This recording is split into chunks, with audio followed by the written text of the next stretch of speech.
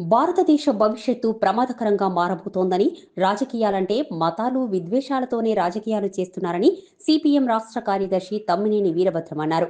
సిద్దిపేట జిల్లా గజ్వేల్ పట్టణంలో జరిగిన 3వ మహాసభల కార్యక్రమంలో ఆయన ముఖ్య అతిథిగా పాల్గొన్నారు. ఈ సందర్భంగా మాట్లాడుతూ, గత ప్రభుత్వం బీజేపీతో కుమ్మక్కై కార్మిక కర్షక విధానాలకు వ్యతిరేకంగా పనిచేసిందన్నారు. ప్రస్తుత కాంగ్రెస్ ప్రభుత్వం కూడా ఇచ్చిన 6 గ్యారంటీ పథకాలేవీ అమలు చేయడం లేదన్నారు. కేవలం ఉచిత బస్సు ప్రయాణం తప్ప ఏ పథకంపై కూడా సీఎం రేవంత్ రెడ్డి శ్రద్ధ చూపడం లేదన్నారు. అదేవిధంగా లగచర్ల భూ నిర్వాసితులకు న్యాయం చేయాలని ఆయన కోరారు.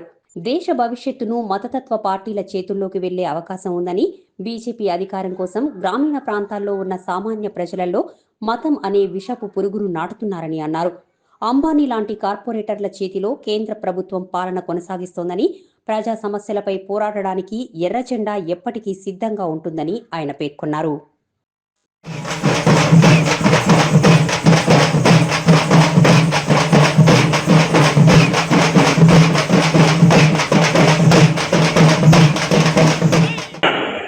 ఎక్కడ కేటీఆర్ పర్యటన చేసినా, మంత్రులు పర్యటన చేసినా ముందు రోజు రాత్రి అరెస్ట్ అయ్యే నాయకులు అంటే సిపిఎం నాయకులు ప్రతి జిల్లాలో. మరి కేసీఆర్ అయిపోయాడు, ఓడిపోయాడు. నేను సపోర్ట్ చేసిన కాంగ్రెస్ అధికారంలోకి వచ్చింది. ఇప్పటికీ కూడా నేను మొన్న రేవంత్ రెడ్డి గారిని కలిసినప్పుడు కూడా ఇదే కర్మయ్య బాబు, అప్పుడు మమ్మల్ని అరెస్ట్ చేస్తున్నారు, ఇప్పుడు కూడా మమ్మల్ని అరెస్ట్ చేస్తున్నారు. ఎక్కడికి పోయినా సరే రేవంత్ రెడ్డి ఎక్కడికి పోయినా సరే ముందు జైల్లో పడుతుంది సిపిఎం పార్టీ జిల్లా కార్యదర్శిని, అక్కడ కార్యకర్త. నేను ముఖ్యమంత్రి గారితో మనం ఒక జోక్ వేశాను. ఏమనంటే, గతంలో కేసీఆర్ గవర్నమెంట్ ఉన్నప్పుడు 10 సంవత్సరాలు చూశాను. ఎక్కడ కేసీఆర్ పర్యటన చేసినా, ఎక్కడ కేటీఆర్ పర్యటన చేసినా, మంత్రులు పర్యటన చేసినా ముందు రోజు రాత్రి అరెస్ట్ అయ్యే నాయకులు అంటే సిపిఎం నాయకులు ప్రతి జిల్లాలో. మరి కేసీఆర్ అయిపోయాడు, ఓడిపోయాడు. నేను సపోర్ట్ చేసిన కాంగ్రెస్ అధికారంలోకి వచ్చింది.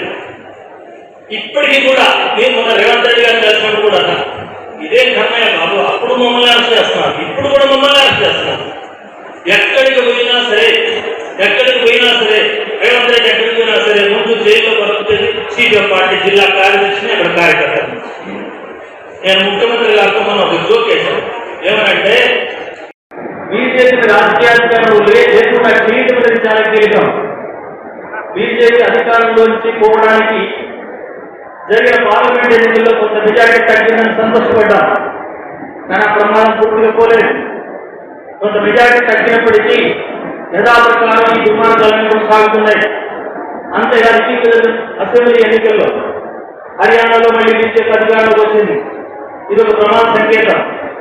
ఇటీవలే జరిగిన పార్లమెంట్ మన మహారాష్ట్ర అసెంబ్లీ ఎన్నికల్లో మళ్ళీ బీజేపీ అధికారంలోకి వచ్చింది. అక్కడ మహారాష్ట్ర ఎన్నికలు అంటే ఒక చిన్న రాష్ట్రం అనుకోకండి, చాలా ముఖ్యమైన రాష్ట్రం. అది పెద్ద రాష్ట్రం, ఆర్థిక రాజధాని. అక్కడ మొత్తం దేశానికి ఆర్థిక మొక్కట మహారాష్ట్ర. అట్లాంటి కీలకమైన రాష్ట్రంలో బీజేపీ మొత్తం శక్తులు గెలవడం చాలా ప్రమాదకరం. మరి ఇట్లాంటి ప్రమాదకరమైన ధోరణి ముందుకు వస్తున్న తరుణంలో రాబోయే కాలంలో బీజేపీకి వ్యతిరేకంగా చైతన్యం చేయాల్సిన అవసరం, బాధ్యత ఎక్కువగా మనపైన ఉంది. ప్రత్యేకించి తెలంగాణ రాష్ట్రంలో కూడా బీజేపీ వేగంగా పెరుగుతోంది. సిపిఎం పోటీ చేసిన భువనగిరి సీట్లో తప్ప మిగతా అన్ని సీట్లలో కూడా కాంగ్రెస్ పార్టీ సపోర్ట్ చేసింది సిపిఎం.